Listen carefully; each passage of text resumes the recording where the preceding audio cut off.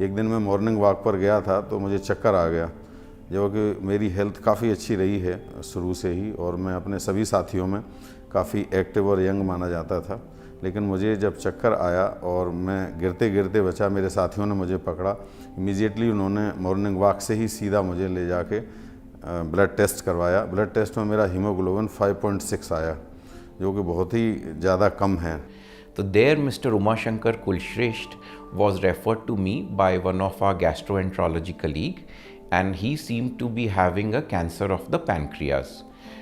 Cancer pancreas of the uncinate process of the pancreas, which is a more technically demanding surgery than the usual surgery for the cancer pancreas. इनने मेरे को बताया नहीं था, उधर से हम चले तब इनने कहा था कि तुम सुन के सहन नहीं कर पाओगी। मैंने कहा क्यों? कि मुझे कैंसर, अरे भगवान रक्षा करेंगे, कोई भी समस्या है ईश्वर से बढ़ के कोई नहीं, और डॉक्टर साहब मतलब भगवान है वो हमारे।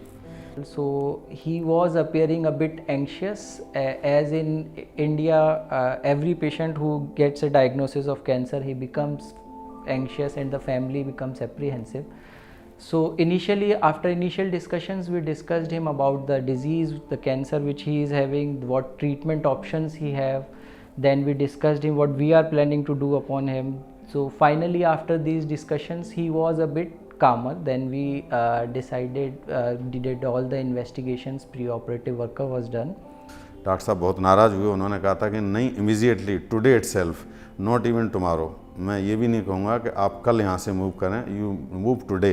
You are already loss of blood and haemoglobin आपका बहुत कम हो गया है, तो आप जो है ब्लड यहाँ पर इमीडिएटली लीजिए, 2-3 बोतल कम से कम, और दिल्ली आ जाइए।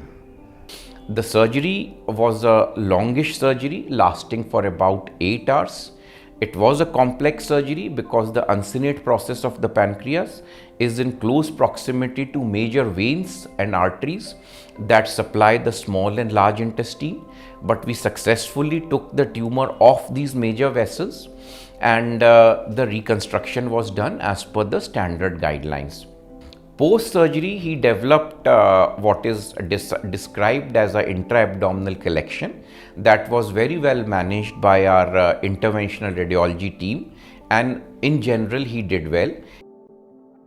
धीरे धीरे मुझे पर डे इम्प्रूवमेंट हुआ, मतलब जो कल थी स्थिति आज उससे ज़्यादा बेहतर। तीसरे दिन डॉक्टर साहब बराबर सुबह शाम आते थे, चूँकि खाने पीने का बड़ा रेस्ट्रिक्शन था, पेट का ऑपरेशन था, मैं बार बार कुछ पीने की मांग करता था, तो मुझे 150 ml देन फिर 100 ml इस तरीके से लिक्विड दिया जाता था। So that helped in his post-operative recovery. We gradually started him on diet, the drains were removed, everything went off as per plan, and he was discharged from the hospital on the 8th post-operative day. So after that he is still in regular follow-up. We are doing scans and blood tests on him every year, initially every 6 months, now every year. It's been I think around 3 years since we have operated upon him, so he is doing very fine. मैं इस पूरे operation और अपने treatment के लिए max hospital को बहुत धन्यवाद देता हूँ। ईश्वर की कृपा है, डॉक्टरों का आशीर्वाद है कि मैं पूरी तरीके से इस समय ठीक हो गया हूँ।